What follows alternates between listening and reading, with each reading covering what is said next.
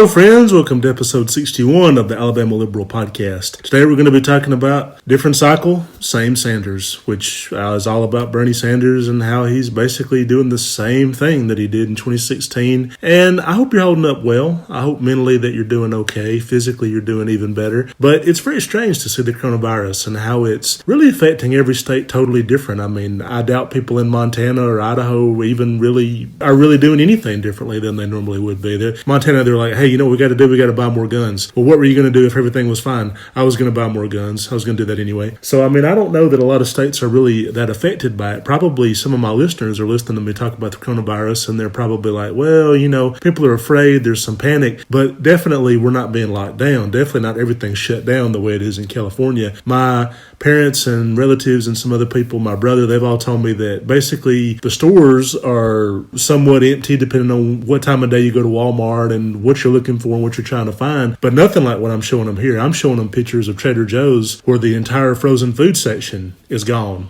The entire canned goods section is basically wiped out. A lot of different things, different departments are just empty. I mean, it basically looks like the store's been closed for 6 months and went out of business, but it's like only 6 hours ago it was fully stocked. California living here has definitely been more affected. My wife's out of work, not out of a job. I mean, they're just working from home basically. My son is not in school. My daughter, me and her, our lives are the same. I have a 1-year-old daughter, so basically we would be doing exactly the same as we've been doing this whole time. Waking up whenever we want, watching TV or whatever, almost like, who's these intruders? My wife and my son are here. It's almost kind of better for me because now that my wife's here, she's helping me do a lot of stuff with our daughter and everything. So kind of like less work for me than it would normally be. And the person I feel bad for is my son because he's in the first grade, and if you listen to 53, you know he had an absolutely horrible kindergarten experience in that private school, but now he's in the first grade and school was going a little bit better and everything, and now they've been shut down for at least 2 months. They're not going to have, between spring break and the coronavirus, California's saying that they're not allowing people to go back to school till May the 1st, which by that time they might extend that again, and if you extend it much more, then you've basically not gone to school for March, April, and May. You're pretty much out for summer break, and people may be thinking like, oh, well, they might cancel summer break, they may have kids go to school in the summer, and that would be really not a very good idea, because then it's kind of like, when was your summer break? Oh, it was in March when everything was cold and it was shut down and we couldn't leave the house, and there was a National Guard on downtown Los Angeles stopping people, and we literally couldn't travel or go anywhere because they didn't want people to leave the state. So that was a hell of a wild summer break, and then we go to school during the summer and then we go back in the fall. I think kids will be burnt out. I don't think it's that big a deal to let them miss 2 months of school and then go back fresh in the fall. And the biggest thing, social isolation. He misses his friends. He wants to be around other kids, bounding with energy. Literally, our apartment complex is like, hey, you shouldn't leave the house. You should be quarantined or whatever. They send emails and notes and things like that. And yet when adults go outside and smoke right outside our windows, nobody ever says a word to them. So it seems to only be kids that they're targeting, even though kids are less likely to get the disease than all these folks that live here. It's been kind of a strange, and really, I think he barely knows what's going on, but he's just like, I miss my friends. I want to go to school. You got to find things to do. I mean, I saw a meme circulating the internet where it's like, homeschool's going great. 2 kids have been suspended and the teacher's been caught drinking on the job. A lot of parents are there right now. And it just makes me think about our old buddies, Campbell Holland, episode 53, where it's like, what if you paid $35,000 just for kindergarten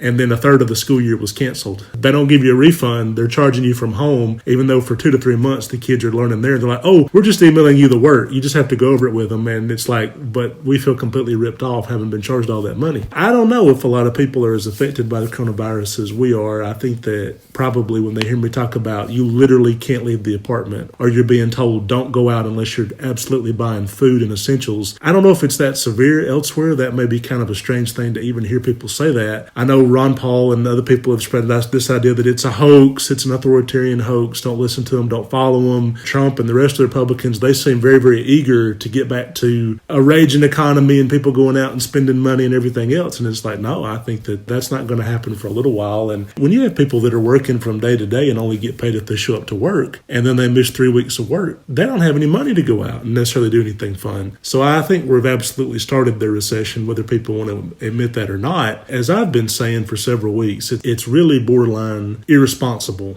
for Bernie Sanders to continue his presidential campaign. Well, I know his fans and his cult. I mean, at this point, his cult it's interesting where these people came from. A lot of his fans are not Democrats. and they never really have been. And they kind of came from Ron Paul and some other places, some of the older ones. So let's kind of break that down, because I'm talking about Ron Paul. I mentioned him. He's in the news for the first time in years because he wrote a letter that the coronavirus was a hoax and told people not to listen to it, not to follow it. A week later, his son, Rand Paul, has the coronavirus, and they're talking about, he's a little bit like these anti-vaccination parents that's like, oh, my kids, they don't want autism, they don't need these vaccines, and then 2 weeks later, they get the fucking measles or something like that. You need to follow medical advice. It's not a hoax. It really is real. But the Bernie Sanders fans, the older ones, they were with Ralph Nader in 2000. They were with Ron Paul 2004, 2008, 2012. Ron Paul was the perennial. He kept running. Then they kind of come around to Bernie Sanders. Then maybe they vote for Gary Johnson in the general election when Bernie Sanders is not doing his thing. Some of them went with Jill Stein. Basically, they vote for everybody but the Democratic Party. I mean, when you can point to it and say they went from a Green Party candidate to a Republican who leans libertarian to a basically socialist independent who's just barely in the Democratic Party. He only runs as a Democrat when he needs to win. When he needs the party to win, then he's a Democrat. But any other time, he's not going to be and doesn't want to be associated. Then they go from Bernie Sanders to a libertarian like Gary Johnson or somebody in the Green Party like Jill Stein. So when you hear a lot of people talk about like, oh, we got to have Bernie Sanders fans. If you don't have his fans, you can't win. I'm like, they've never really been Democrats, and they've never really been with Democrats. They're not reliable Democratic voters. Every Bernie Sanders fan that I've seen is an angry young white male. Basically me, but I'm not one of his fans. They're all in my age group, the 30s, sometimes late 20s to early 40s, but basically 30s. White males almost exclusively. They go on Twitter, they pick fights. They go on YouTube, they pick fights. They go on Quora, they start shit. Angry. You don't look at somebody who basically spends 6 hours a week starting fights and say, well, that person's totally peaceful person. They're not looking for trouble. I mean, to an extent, you kind of are looking for trouble if you're doing that sort of stuff. I think when you really look at these fans, they fit into a very specific type. Young white males are not the base of the Democratic Party, and I'm saying that as one. I am a millennial. I am a 33-year-old white male. I like to think I'm the center of the universe. A lot of his fans think they're the center of the universe. We've never controlled the Democratic Party. We've never been a reliable constituency for them. It actually doesn't factor into the Democratic Party's models to get a lot of his fans that they need to win. In 2016, we heard over and over again, well, Hillary Clinton, she lost that race because she didn't make an effort to appeal to his fans, and she didn't really do anything to woo them over, and she went and she tried to get Republicans that were never going to vote for her. Basically the exact opposite of what actually happened. I like Hillary a lot more than they do. I'm a Hillary Clinton backer. I'm a huge Clinton fan, period. Bill Clinton, as I said, you grew up in the Southeast, in Alabama in the 90s, and Bill Clinton's a rock star. I think he had more to do with me being a Democrat than almost anything else. You got to think about it. Alabama, in the time period he's president, you can't buy lottery tickets. Only state in America doesn't sell lottery tickets, just about. Only a couple others don't. Pornography ban at that time period. Very, very against, not only gay marriage, but like sodomy in general. And you're kind of thinking like, wait a minute, does that apply to blowjobs? Does that mean I'm never going to get laid? My high school was, our sex ed was a football coach who didn't seem totally qualified, right? Like, I don't think that guy knew what a clitoris was. What's a clitoris? Oh, that's a dinosaur. That's a type of dinosaur that died years ago. So you're talking about a guy that his idea of sex ed was to show us footage of basically disgusting wart-covered venereal diseases. I mean, they probably made that up in Jim Henson's Muppet Lab, right? Like they put all these warts and things like that on a Muppet vagina and showed it to us. What should we do about sex? Just don't have it, period. Well, what about when we're married? I guess technically, if you must, maybe do it through a sheath. That'll be okay. He looked extremely uncomfortable to be teaching that class, and like he really didn't want to. I mean, if you can imagine Mike Pence teaching a sex ed class, that's what this guy reminded me of, basically, right? He even kind of looked like him a little bit. You're in Alabama, you're a young man, you're a teenager, your hormones are raging, every girl you see looks pretty damn good, and you're kind of sitting there thinking like, I'd love to get laid. That's what I want to do more than anything else. And then it's like, abstinence only, don't have sex till you get married, no sex at all, and then you meet teenage girls and you're like, hey, you want to have sex? Oh, I can't do it, that's against Jesus. We gotta get married first, no sex till, and it's like, god damn. At that point, the Republican Party is between you and having a good time, you and getting laid. At that time period, the town I lived in was a dry town, almost a fully dry county, right? You couldn't even buy alcohol. I had to go, and because I looked older than the rest of the kids, I mean, I had a goddamn beard when I was 12 years old. I've been as tall as I am now, which is a 6'4". I've been about that height since I was 12. That's why when I was a kid, I played basketball, and I mean, I'm talking about real young kid. When I was a foot and a half taller than everybody else, I was real good at basketball, right? In elementary school, it'd be like I was 2 feet taller than everybody else. I was pretty damn good at basketball. Then they catch up to my height, and I'm like, you know what? I retire. I don't want to. If I didn't have an unfair advantage, I wasn't any good at basketball. I was too slow and everything else. But I mean, I was taller. I had a beard, and I'd go to the other counties and basically be like trying to buy beer for everybody else and everything. So we're constantly scheming ways to get alcohol. You can't get it. It looks like at that point the Republican Party is actively, you can't get laid, you can't get drunk, you can't get stoned, you can't gamble, you can't buy lottery tickets. It looks like they're just shutting down everything that a teenage boy cares about. And then here comes Bill Clinton, the rock and roll god, getting a blowjob in the Oval Office, playing saxophone in Arsenio Hall. He just looked cool as shit. Of course, all the Republicans that are against him, Henry Hyde and Ken Starr and all these fuddy-duddy assholes, some of the same people that were trying to impeach Clinton are now defending Trump in the height of hypocrisies of hypocrisies, right? They look like the dudes in the sex ed class. They look like the dudes in the goddamn youth program at the local church that your girlfriend goes to, and you tell your girlfriend, like, hey, you want to go to a movie at the drive-in? And you know you're trying to have sex, and she's like, oh no, my youth minister, he said that's where all the bad stuff happens.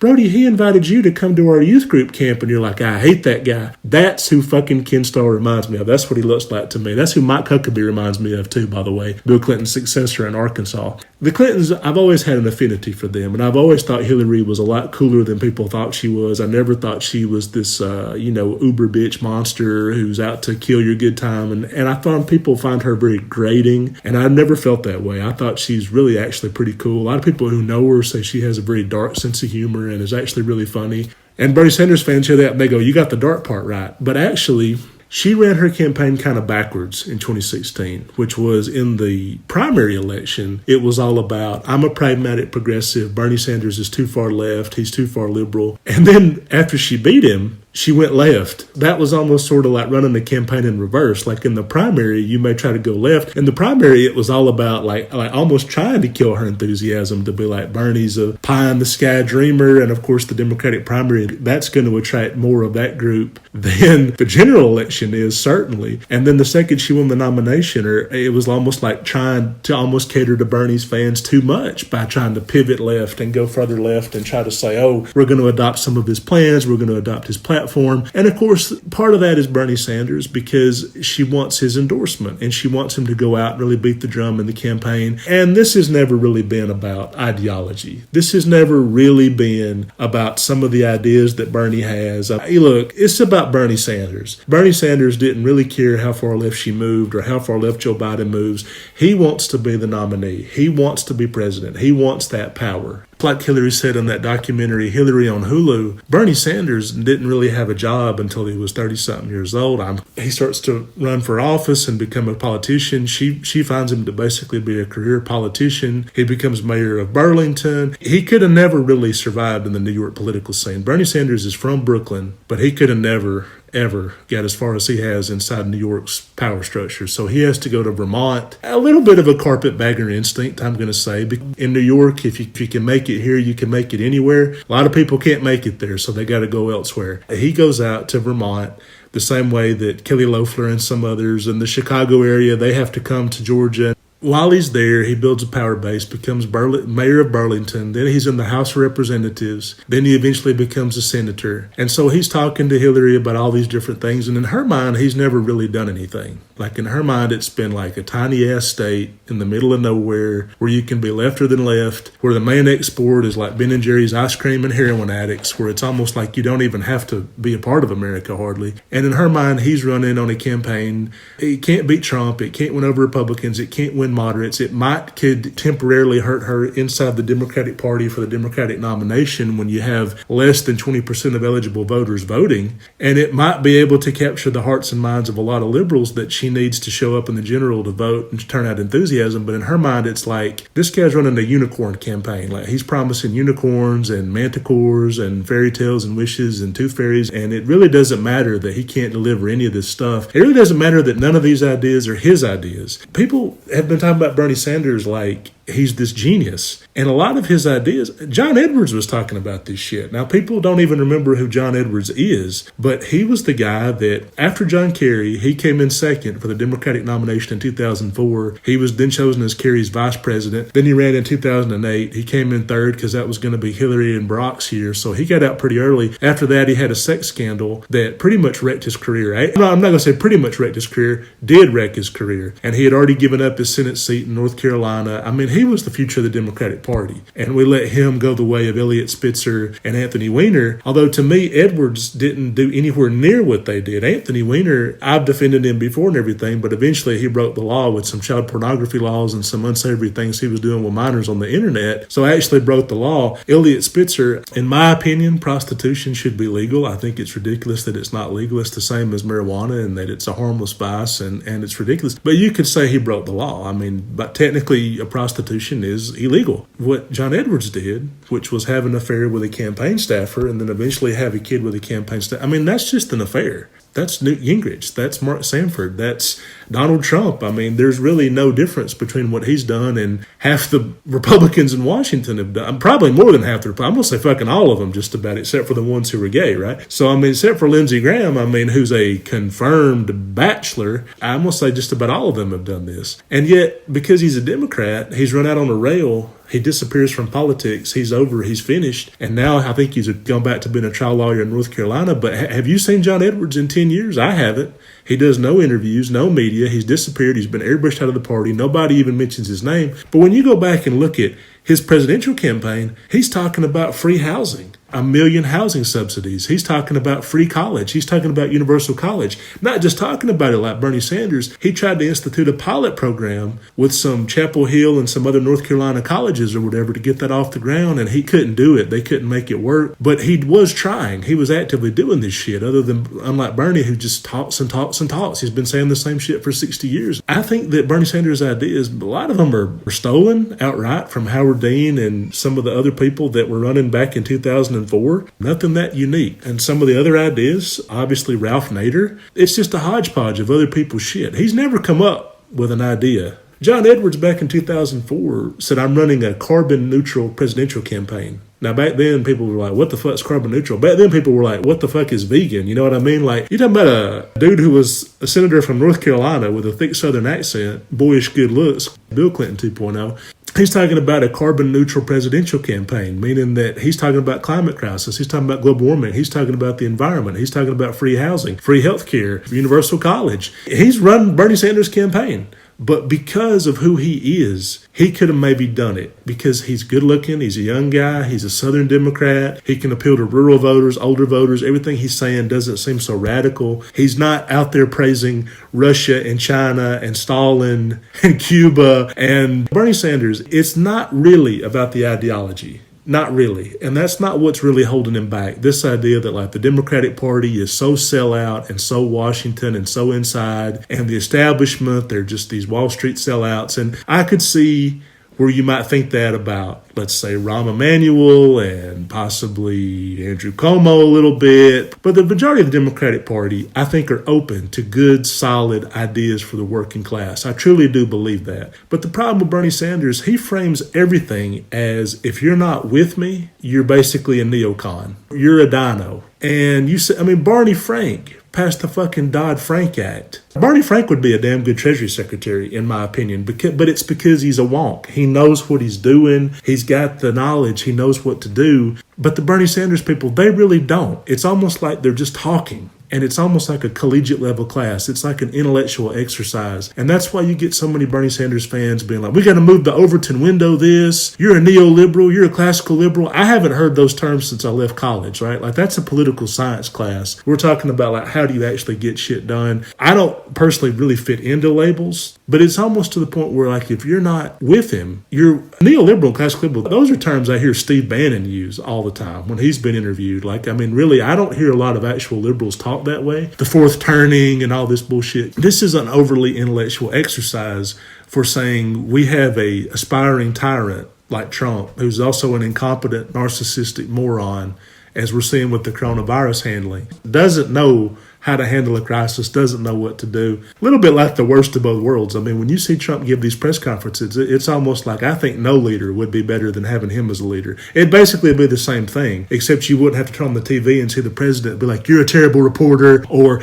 doctors, they compliment my knowledge. They say that I know so much about medicine. You see why liberals are so anxious to get rid of this guy. You see why they're desperate to get rid of him. And back in 2016, just to toot my own horn just a little bit, I released a YouTube video as Trump, as what it would be like if he were elected president. In the video, he's in a bunker. He's talking about, the crisis, everybody's saying crisis this, crisis that. It's not that bad. It's not as bad as it could have been. Exactly how he's handled the coronavirus, right? So I'm saying that in 2016, if he's elected, he'll finish his term in a bunker, hiding out from a crisis, talking about it's not as bad as everybody says, even though he's literally the end of the world. This is what he's done for the coronavirus. So I have to say that I called it. I kind of knew exactly what kind of president he would be. It wasn't that hard to figure out. And in one of the first 50 episodes, I say, people say Trump is so unpredictable. He's actually extremely predictable. Can't do anything wrong. He handled it great. Obama sucks. It's all his fault. Everything people say is bad is not that bad. Liberal media this. First people come in, and if you don't flatter him, and I mean flatter him, like really kiss his ass, he's not going to hear you out. And then he'll come in and talk about,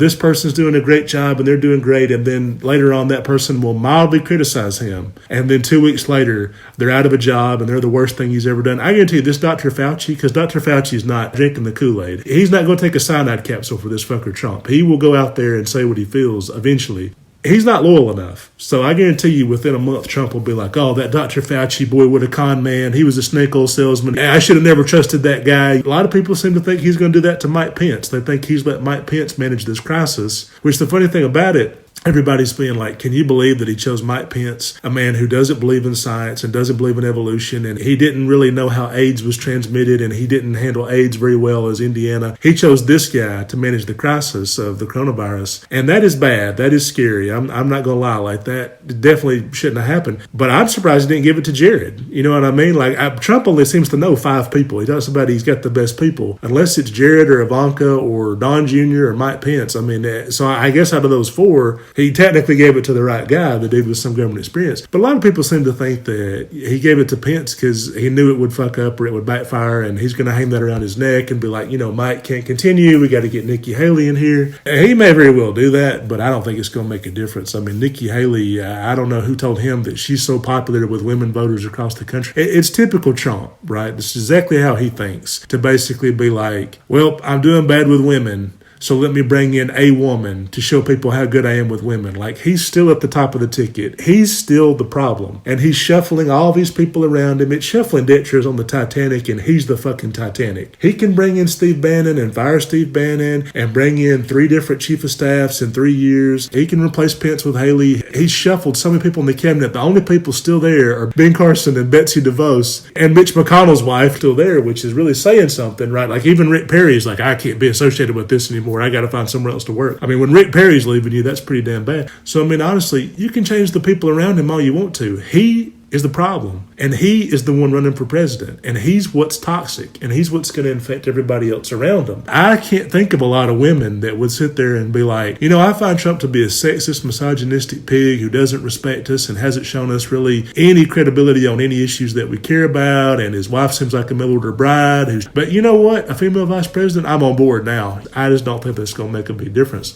If we're looking at it and we're talking about why is Bernie Sanders not doing well this time? I know his fans, they're just so full of shit, man. Like, in 2016, it was all about the rules, the superdelegates. That's what's got to change. We got to get rid of the superdelegates. He goes and gets Tom Perez to change all the rules to fit him and make the superdelegates less power. And by the way, he changed his opinion on superdelegates twice. First, superdelegates were the only reason Hillary Clinton was going to win. Then, when it was obvious he wasn't going to win, when he was mathematically eliminated on March the 15th, when he lost big in Ohio and Virginia and Florida, then he spent the next 3 months trying to convince the superdelegates to flip from Hillary to him. So even though he had lost the popular vote and lost the delegates, he was going to get the superdelegates to give the nomination to him after he just said that it was anti-democratic to have superdelegates at all. Then when they didn't do that, he was like, okay, but next time I'm in a better position because Hillary won't be there, so I'll get Tom Perez to totally lessen the power of the superdelegates. And he did. He got the rules changed to where the superdelegates don't vote on the first ballot. So if there's not a consensus on the first ballot, meaning if somebody doesn't the delegate threshold, then on the first ballot, then they get to vote on the second one. So then they become way less powerful. They can't flip it on the first ballot. So he's sitting there thinking like, well, I guess I'll get the most. They can't stop me from doing it. Now, Joe Biden is by far going to win the delegate count. Like, it's basically impossible for him to lose the delegate count. Even now, I think it's like Bernie would have to get 75% of the remaining delegates, which is, he can't do that. Because keep in mind, Louisiana hasn't voted. Georgia hasn't voted. Joe Biden's home state of Pennsylvania hasn't voted. The state he represented in the Senate for all those years, Delaware, hasn't voted. So that's 4 states Bernie Sanders, there's no fucking way he's going to win. So if you add those totals and say like, well, if he beats Bernie 2-1 in those states, the way he has all the states that are similar, then he's got to get more than 80% of their main delegate, which is impossible. Right now, that's what Biden is beating Bernie by, just about 75-25. That's what he's killing him in. 2-1 votes in Arizona and Illinois and Florida. So Bernie not only has to basically flip that math and be like, okay, as bad as he's beating me in all these states, that's how bad I have to beat him in all the remaining ones, but somehow also add even more on top of that because of the 4 huge states that haven't voted left that Biden will definitely get. And there's every reason in the world to think that even though Bernie Sanders is from New York, he's from Brooklyn, as I mentioned, Joe Biden will probably win New York, because that's a similar state to what Hillary was doing in 2016. So far, Joe Biden has won every single state that Hillary did, and a lot of ones that she didn't win. So there's no reason to think he won't win New York too, and that's the biggest prize left out of all the states that haven't voted yet. Also, New Jersey, similar thing, where Hillary won that, so there's no reason to think that he won't too. It's over for Bernie. Now, the funny thing is that he's neutered the superdelegates. So now there's really no reason for him to stay in the race, because the thinking was 2016, I can convince them to vote for me because I'm more electable over Hillary. But now they can't even vote on the first ballot. So even if they wanted to flip it to Bernie Sanders, which they don't, spoiler alert, they do not want to do that, they couldn't do it in the first place. So now it is literally mathematically impossible. The irony of ironies is that all the rule changes he put in place are now going to work against him and give him no reason to stay in this race. So by looking at that, you may think, but why is he still in the race? I mean, for God's sakes, only a few days ago, Tulsi fucking Gabbard dropped out of the race, endorsed Joe Biden. Tulsi Gabbard is like a Russian puppet, and everybody said was going to be a third-party candidate. I think the only reason she did it was just to be like, Hillary's wrong. I think that's why Hillary did that. Hillary gave that interview where she was like, Tulsi Gabbard's being groomed by the Russians to run as a third-party candidate. You know, Tulsi was probably sitting there thinking like, oh, fuck, she called me out. I can't do what I was going to do. Sometimes you see people do that in politics where they know exactly what a candidate's thinking and what they're going to try to do, and then they call it out so that they can't do that. And I think that's exactly why Hillary did that, and I think it worked beautifully because, look, Tulsi Gabbard is not even running for re-election in her home state of Hawaii. Clearly doesn't think she could be reelected. As I've said in previous podcast episodes, Hawaii that's the most Democratic controlled state in America. I mean, she's kind of the closest thing they have to a Republican. And I don't think there's any way in the world she would have won re-election. But she's a basically closet Republican / Putin backer who's in love with Trump. And every step of this campaign has been like, don't hit Trump so hard. A lot of sense for her to say, I'm going to stay in this race all the way to the convention. I'm going to hit Joe Biden as hard as I can. I'm going to talk shit about him. Even once Bernie Sanders drops out, I'm still going to keep running. Then I'm going to run as a third party. All the sense in the world it would make for her to do that. But she didn't do it. So even she's like, I'm out and I endorse Joe Biden. You have Tulsi Gabbard endorsing Joe Biden before Elizabeth Warren has, and before Bernie Sanders has officially dropped out. So now Bernie Sanders, it really looks bad for him every single day that he stays in the race. And I see a lot of his fans be very disingenuous. Primaries I mentioned, Arizona and Illinois and Florida, his fans were like, this is irresponsible. Joe Biden's encouraging people to vote. And it's like, wait a minute. Number one, your candidate's mathematically eliminated and he could drop out tomorrow and there would be no primaries. That's number one. He could quit and there'd be no primaries for a guy who's already lost, which would make the most sense. Number two, you're basically saying, like, if Bernie fans want to show up and vote, that's good. But Joe Biden fans showing up to vote, that's irresponsible. They're not mad that the coronavirus is spreading. They're mad it's spreading and Joe Biden is still beating Bernie Sanders 2-1. They thought the coronavirus would suppress the turnout. The turnout would be so low that it would be quite easy for Bernie Sanders to, because that's when he wins. When turnout is very, very low, he hits a certain ceiling. His fans are the same every single state, but he hits a ceiling. And that's why you saw him win New Hampshire and you saw him tie Pete Buttigieg in Iowa, basically, because there were still 10 candidates, 6 or 7 major candidates. candidates. Then they all start dropping out, and then Biden starts consolidating those votes. What everybody thought would happen. Even when his fans are pressuring Elizabeth Warren, being like, Warren, she's got to get out, she's got to get out. She drops out. It helps Joe Biden. I swear to God, everybody says that Elizabeth Warren, she's hurting Bernie, she's hurting him, she's holding him back. He can't get the majority as long as Warren's in there. I don't know where they're getting that from. Every single Elizabeth Warren fan I saw personally was a Hillary Clinton fan in 2016. I'm talking about a lot of young women, a lot of women that would like to see a female president. I'm talking about a lot of policy wonks and policy nerds, super like into the weeds kind of people. Everybody I saw that was a Warren fan was with Hillary, and now they're with Joe Biden. I haven't seen a single person be like, I was 100% with Elizabeth Warren, but now I'm with Bernie. I think even her leaving the race has helped him. And it looks more and more like what we've always thought about Bernie was that he is a Ron Paul figure. He has a cult that's very, very, very, I would say, abnormal. And I don't mean that necessarily to be like they're freaks, but I'm just saying that they're kind of outside the political mainstream. They don't really control races. And it kind of looks like a bigger group than it really is. What always held Ron Paul back was the fact that in 2000 and 2004, you had George W. Bush, and then in 2008, you had a pretty popular candidate, John McCain. In 2012, you had like 10 different Republicans. And even though people eventually went with Mitt Romney, it was kind of like, do we want Michelle Bachmann? Do we want Ron Paul? Do we want Rick Santorum? Newt Gingrich at one point was leading the race like it was like a party joint. They were passing it back and forth. What helped Bernie in 2016 was he didn't have a race like that. He had a race where it was just him and Hillary. You're for Hillary Clinton or you're against her. And if you're against Hillary Clinton, you can vote for Bernie Sanders. There's no other choice for you. And Ron Paul never faced a race like that. In 2012, if it had been just him and Mitt Romney, he still would have lost to Mitt Romney. But he would have been so well known and so popular that it puts him in a pretty good position for 2016. And he never had a race like that where he could get traction. The best thing that ever happened to Bernie Sanders was the 2016 race where it's just him and Hillary, and he's got it all to himself. If Joe Biden had run against Hillary Clinton in 2016, it would have been Barack and Hillary all over again, except it's Hillary and Biden. And Bernie Sanders would have been the John Edwards figure who disappears after a couple of weeks and you never see him again. I think he's always looked a lot more popular than he really is, just because of a lot of people, and I don't share this view, but a lot of people do not like Hillary Clinton, especially a lot of young people. As a millennial, I can understand that, because you understand Hillary Clinton has been demonized since we were in kindergarten. Hillary Clinton, she's the president's wife, and she is such a bitch. And they'll be like, well, what is she doing? She's out there trying to give children health care. I'm 5 years old. Free health care sounds good to me. Yeah, but here's the thing. It's not her job as first lady to do that. So exactly, do you want her to be in charge of your health care?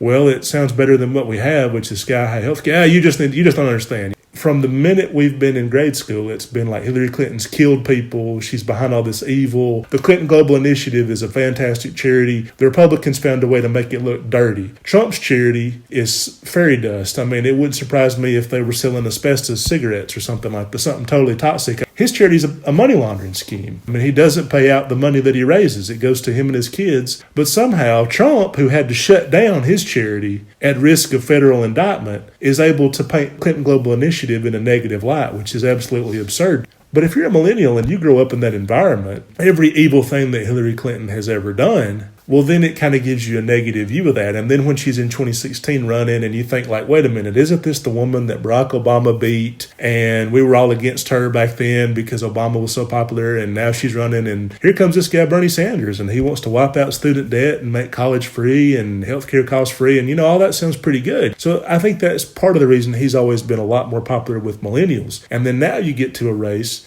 where they're saying, well, he gets an overwhelming share of the youth vote. But what is the youth vote? I mean, I am a millennial, and even I don't think we're that important in terms of how the country's going to vote. Or far, far better to do well with old people. Old people fucking vote. And vote reliably. It's partly a social thing for older people to go vote. I mean, I used to go vote in midterms, and I'd be the youngest person there by about 50 years. But I'd see older people, and they'd be like, hey, Opal, hey, Clem. This is the rural South, right? So everybody's called like Opal and Clem, and there's Foster Hastings, or all these old timers or whatever. But I mean, it's a social aspect. They see people they know, and they feel useful. Now, if you're old in America, you feel kind of put down a lot. You feel marginalized. You feel totally invisible. The Nielsen rating system literally doesn't measure you. 18 to 49. If you're 50 and watch television, fuck you. They don't care about you, right? So advertisers literally only care about people 18 to 49. If you're younger than 18, they also kind of care about you, which is why TikTok and everything else. Bernie Sanders is popular with 14-year-olds on TikTok. That's great. He's real popular with all the people that can't vote. He's popular with illegal immigrants. He's popular with people who are in jail and can't vote. And he's popular with 14-year-olds. So all the people that can't vote, he's got their votes under lock and key, right? Meanwhile, the law-abiding senior citizens, he's totally unpopular with them, and that's the biggest voting group in America, along with single women and black voters. But, who cares, right? When you're old in America, advertisers don't care about you. TV shows literally don't even measure your view. My mom is in her 60s, and she watches more TV than I do, and she actually has disposable income, which I don't have. And yet at the same time, advertisers are basically telling her, we don't care about you, and we don't care about what you watch. We're not going to advertise to you. She actually has the money to buy their products. But the thinking about it was, people over 49, their minds are made up. The toothpaste that they use, they've been using the same brand, and you can't, advertising doesn't work on them. They're only going to buy what they know about and what they care about. I don't think that's necessarily always true, because people are living a lot longer. There's new innovations every day. Look, my 80-something-year-old grandfather, he uses a smartphone. That didn't exist 10 years ago. He's a full-fledged Apple devotee, and Apple wasn't something he even cared about 5 years ago. Now he's got Apple this, Apple that. So it's not impossible to reach people, even in their 80s and 90s, when you're trying to win over a new product. So that thinking about it is flawed. But inside America, everything's youth-driven. Everything's driven towards a youth culture. I've seen young people go to a restaurant and look around and be like, there's too many old people here. We need to leave. We can catch being old, right? We can catch old germs. And that's totally backwards. I don't share that view. I think that's a terrible view to have. But when you're young, you don't vote because it's almost like everything else is so geared towards you. Sex, advertising, media, tech, gear. Everybody's trying to get your attention. You feel valued and useful all the time. And old people, voting is kind of the only time that they really feel that way. And I think that's why you always see older people vote in a lot higher numbers than younger people. And that totally kind of makes sense to me. So the fact that Biden, and this is what I've always been talking about in this podcast, I mentioned it in 54 the most explicitly, he can see these groups that are kind of invisible, older people, rural people, center-left Democrats, union Democrats, people that are like me, that are Democratic and from a red state, that a lot of people like Bernie people, they ignore them. Bernie people say he does well in the Confederacy. He does well in the southern states. The Southeast doesn't fucking matter. Let's just write off the Southeast. That's horseshit. Doug Jones proves you could be in the reddest state in America, which I don't think Alabama is necessarily, but it's pretty damn red. There hasn't been a statewide Democrat in a couple decades. But if you're a good candidate and you're up against a bad candidate and people actually give you money and attention and run a good campaign, you can win. Louisiana has Democrats. Kentucky has a Democratic governor right now. Georgia could very well have 2 Democratic senators before we know it. You should never write off the Southeast. That used to be the base of support for the Democratic Party. It could easily flip back to being Democratic. It wasn't that long ago that Alabama had a Democratic state house and state senate. And people say things like, well, yeah, but those are all Dixiecrats. Not all of them were these ultra right-wing Joe Manchin Democrats. A lot of them weren't. The guy who was my state senator, Hinton Mitchum, was the Speaker of the Alabama State Senate for a couple years. And he was a fairly liberal guy for Alabama. And there was a lot of people like that who have now all lost their races. And by the way, even a conservative Democrat, if you're a school teacher, you still want them over the Republican. The Republicans are like, you know what we should do to the school budget? We should turn that loose to a bunch of wild dogs and let them run our schoolhouses. And let's just funnel all the public school money into a handful of mega churches that the kids can go to on Sunday. And that'll be all the schooling that they ever need.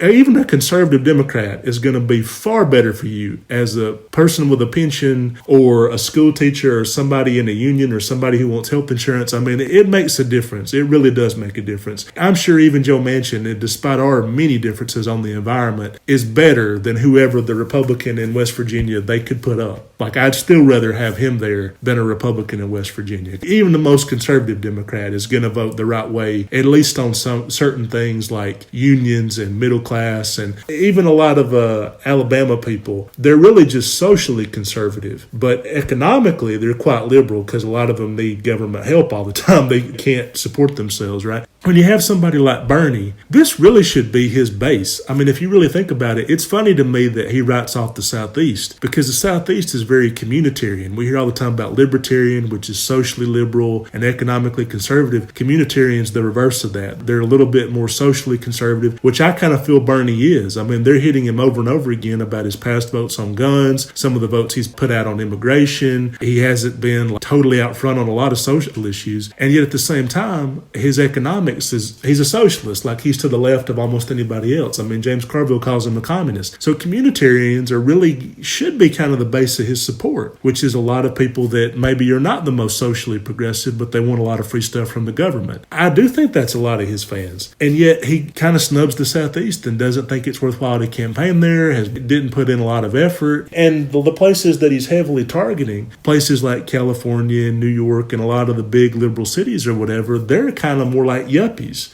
I mean, they do quite well economically, and they're almost kind of looking at it like, I don't want Bernie Sanders taxing me at 80%, that people can have free college, and when I had to pay for mine and went into debt and everything else, he's almost running a little bit backwards. People talk about that. He didn't do a lot of outreach between 2016 and 2020. I think part of that is because he genuinely believed the rules were what held him back. The rules had been different, he would have won. So all he did for 4 years was try to get the rules changed. Now, I laid this out in 59 pretty well. I don't think I can do a better job than I did then, but you almost have to look at the hypocrisy of a guy who for 20 years talks about, I'm not a Democrat, Democrats are terrible, the DNC sucks, the Democrats and the Republicans, there's no difference. It's Coke and Pepsi, and I'm organic health water, like I'm radically better for you than they are. As an independent in Vermont, the House Representatives and then the Senate. Then in 2016, he needs the Democratic Party because he knows that a third party like Ralph Nader has no chance of being president. He actually wants to become president, unlike a lot of third party candidates who just want to run as an ideological exercise. He liked the power that comes with that. So he runs in the Democratic primary in 2016. And a lot of people say, why did they let him do that? I think part of it is because he caucuses with Democrats. So even he's a senator. And as I said, in 60, you have to,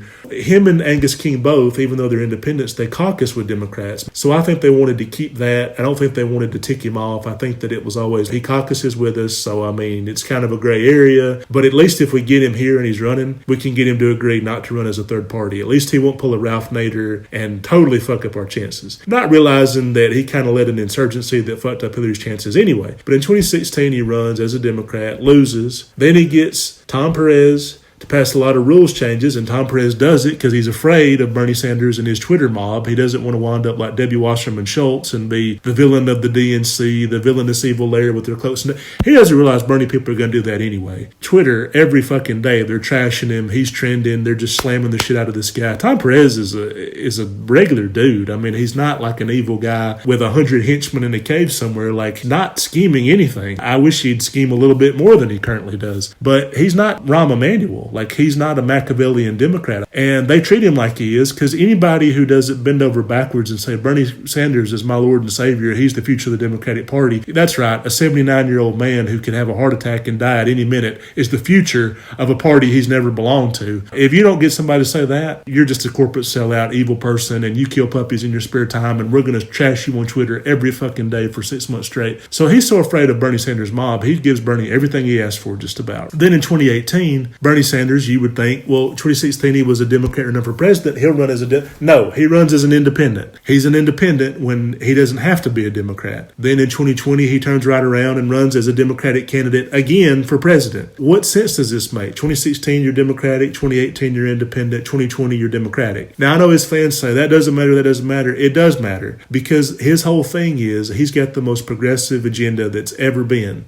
How can you pass that if you're talking about a party that you don't want to belong to and you're leading that party? I need a revolution. I need to inspire a revolution. And what that means in his case is, I assume, not mobs and pitchforks and torches in the street coming after Wall Street. I assume what he's talking about is he inspires a massive voter turnout that comes and votes in a blue wave. But how can it be a blue wave when he himself is not part of the Democratic Party, and every Democrat that just about is in the party is evil and corrupt and they don't support? Nobody has endorsed him. All the endorsements, when Buttigieg was still in there, they were going to Buttigieg and Biden, a few to Klobuchar, a couple to Bloomberg, some to Elizabeth. Everybody was getting more endorsements than he was. So you almost have to look at it and say, he has a cult that loves him and thinks that he's the best thing since sliced bread, but he had no endorsements from people who matter. His endorsements were like fucking Joe Rogan and Marianne Williamson. She consults with her crystals, and Joe Rogan's pumping Red Bulls and shooting up testosterone and being like, hey,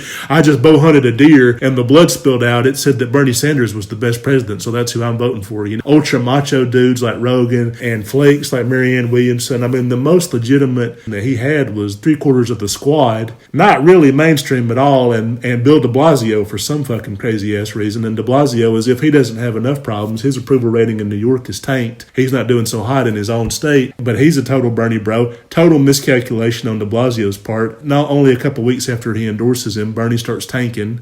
I think de Blasio endorsed him, I believe it was right around the New Hampshire primary time when everybody was like, it's going to be Bernie, man. He's got it in the bag. It's his for the take. Almost immediately afterwards, tanks. And then Biden starts picking everything up, and de Blasio's like, oh shit, but I've strapped myself to this terrible campaign that I can't get away from that's definitely going to lose. And even AOC is like, nowhere to be found. We can't find her. And Elizabeth Warren won't endorse Bernie. I'm really out here by myself, totally. Let that be a lesson for you if you run in 2024. If de Blasio endorses you, be like, you know what, that's okay. You're like King Midas in reverse. You're going to take my campaign. Bernie has no real endorsements. And if his fans truly believe that he is the one, they might look at it and be like, well, all these people didn't support Bernie. I mean, Elizabeth Warren, for God's sakes, is about as progressive as Bernie in the Senate. I saw Never Warren trending all the time. They now think she's a snake and she sold him out because various things. She didn't drop out. She hasn't endorsed him. She took a long time to drop out. She has nailed him on a couple of different aspects that they don't like. He said that a woman couldn't be president. They didn't like that she said that. And then after the debate, she immediately went over to him and says, I believe you called me a liar. And it kind of got in his face. And so I think that, she's persona non grata with them. Another reason that Warren should not be vice president, by the way. All the Joe Biden people are like, hey, he's torn between Warren and Stacey Abrams and Kamala Harris. And I'm like, that's no contest. Stacey Abrams is a state representative from Georgia. State representative to vice president to a president who's 77 years old and could have a health downturn. That's not a very qualified president. I don't think that's a good idea. And Elizabeth Warren, the only reason you do it is to win over progressives. But a lot of people that like Elizabeth Warren, they're going to vote for Biden anyway. Like I said, since she's dropped out, almost all her fans have gone with him anyway. Not to mention he did better than she did in Oklahoma and Massachusetts, her home state and the one she represents in the Senate. What electoral advantage is she bringing? What group does she motivate? She could help get Bernie Sanders voters. Are you looking at what they're saying about her? Never worn this and she sucks that. She's a snake. She's a Judas. I mean, they probably like her less than they like Biden right now. But I'm watching Sanders and everybody's saying like, well, all this is a moot point, Alabama liberal, because he's going to drop out. And the only reason he was running as long as he has is he was trying to get concessions from Biden, trying to push him left. And now that he's pushed him left on a couple things, if that's true, why did he open new field offices in Pennsylvania? Pennsylvania primary is not until April. Why is he talking about Ohio, which has now pushed their primary back to fucking June? Every single indication we're getting is that he's not going anywhere. And the reporter asked him about it, and he goes, I'm trying to fight a fucking pandemic right now. What are you doing, Bernie, to fight a pandemic? And how could you not do it better if you dropped out tomorrow and actually focused on your Senate duties, which you neglect constantly when you're running for president and campaigning to overthrow the DNC with all these crazy-ass candidates? I swear to God, like an ex-ISIS fighter could run for mayor of Minneapolis and he'd be out there campaigning with them. Proposed one ludicrous candidate after another and campaigned for him and endorsed them, and they almost always lose. I think some of the squad are literally the only people that have won their races, and they only beat other Democrats. He's not flipped a single congressional seat or any seat held by a Republican. A lot of people that are allied with him, like Erica Smith in North Carolina Senate primary, the Republicans backed them, knowing that they're easier to beat in general elections. And when Cunningham won and was going to face Tom Tillis, the Republicans were like, oh shit, Mitch McConnell's super PAC gave money to Erica Smith hoping that she would be the candidate. So other than prop up terrible candidates that lose general elections, I'm not sure exactly what he's done. Definitely nothing in the Senate. And so for him to snap at a reporter and say, I'm dealing with a fucking pandemic. Number one, he's not the president. Number two, he's not the nominee. Number three, he's not going to be the nominee. Number four, everything he's doing, he could focus on it full time if he drops out of the race tomorrow. So that was disingenuous. Fans and their constant hatred of Democrats and how they're holding them back, that's all disingenuous. They're talking about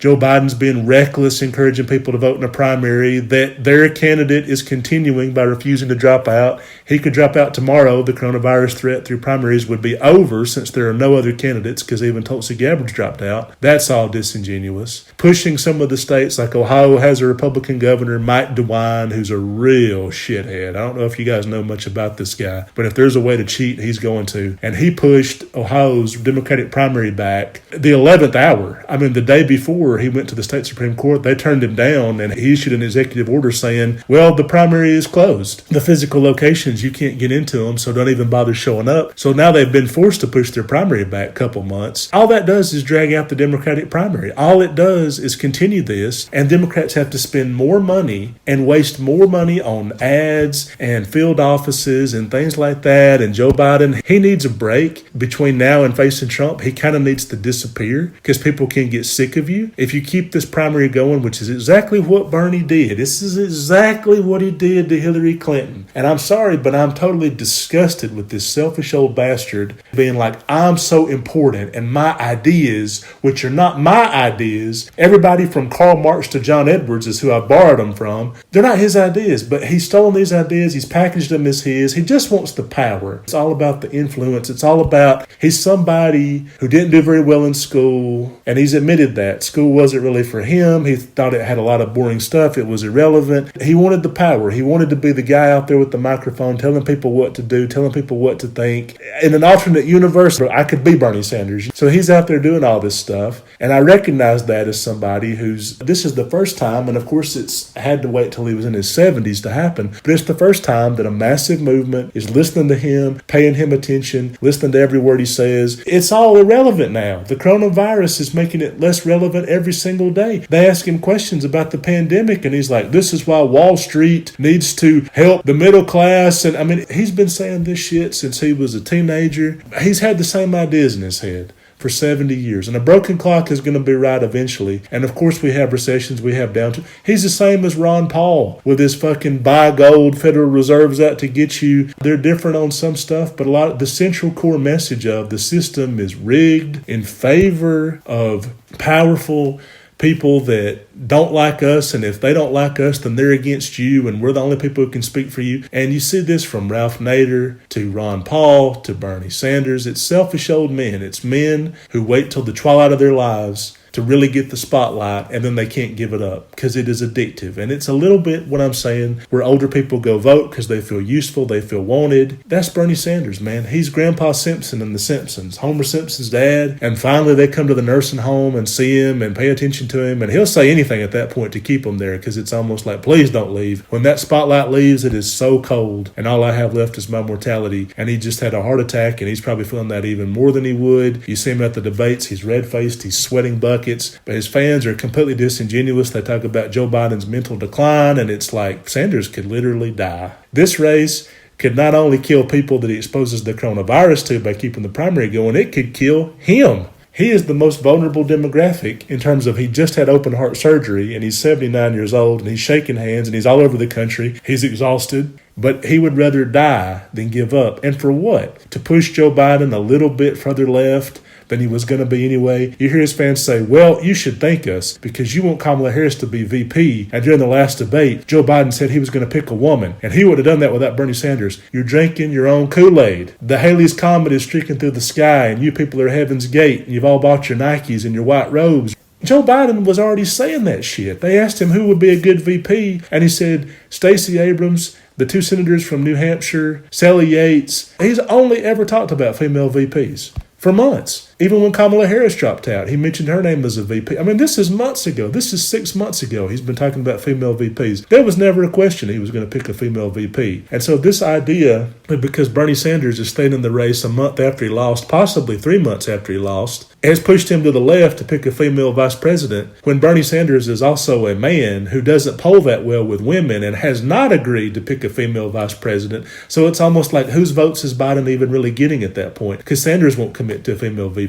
He's to the left of him on that anyway, and always has been. They're hearing what they want to hear, and that's very typical of Bernie Sanders fans, some of whom were with Ron Paul, some of whom voted for Trump in 2016. A quarter of Bernie Sanders fans went from Bernie Sanders to Donald Trump, the Wall Street billionaire it's almost ludicrous to think what Bernie Sanders and Trump could have in common. But Steve Bannon talks about we were able to scoop up some Bernie folks because they thought the system was rigged and they thought we were going to drain the swamp. I mean, he basically called them idiots. He basically said that they got played. But you still hear him quoting his rhetoric when they talk about neoliberal this and Overton window that. But it's one of those things where I think Bernie Sanders, he's got to go away.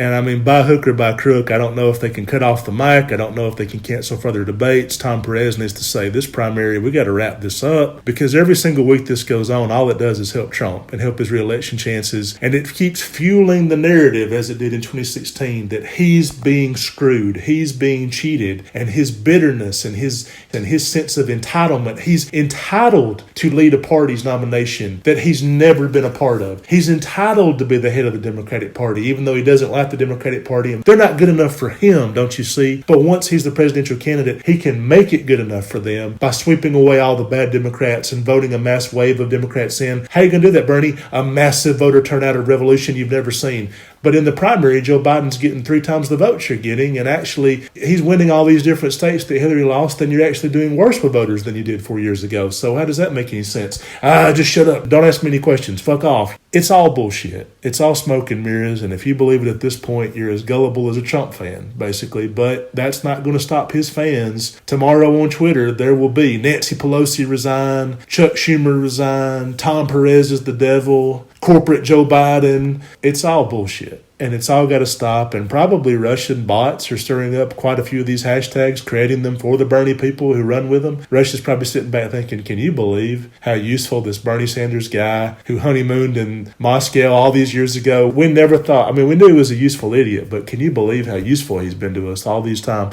It's time for Bernie to step down. Different cycle, same Sanders. I don't think he will, or not until several more states vote and expose us all to coronavirus. There's no plausible reason for it except to help Donald Trump in November, which maybe he would like, because the worse things get nationally, the more he can say, I was right, you all didn't pick me to be the nominee, and Biden lost, and if you'd picked me, you'd all be in the White House right now. Hell, you could practically hear Michael Moore saying that. You can hear some of the most bitter, pro-Bernie people out there almost hoping that the Democratic candidate that's not Bernie Sanders loses, so they all understand the error of their ways in not converting to Bernie Sanders and swearing allegiance to him. And then there's going to be massive droves of black voters on their knees saying, Bernie, why didn't you save us? Why didn't we believe that you could lead us to victory? Oh, we were so wrong and ignorant. He probably jacks off to that shit at night. That's all I got to say about that matter for now. And stay tuned, because episode 62 will be coming up shortly. Thanks for listening, everybody. I appreciate your time. Stay safe.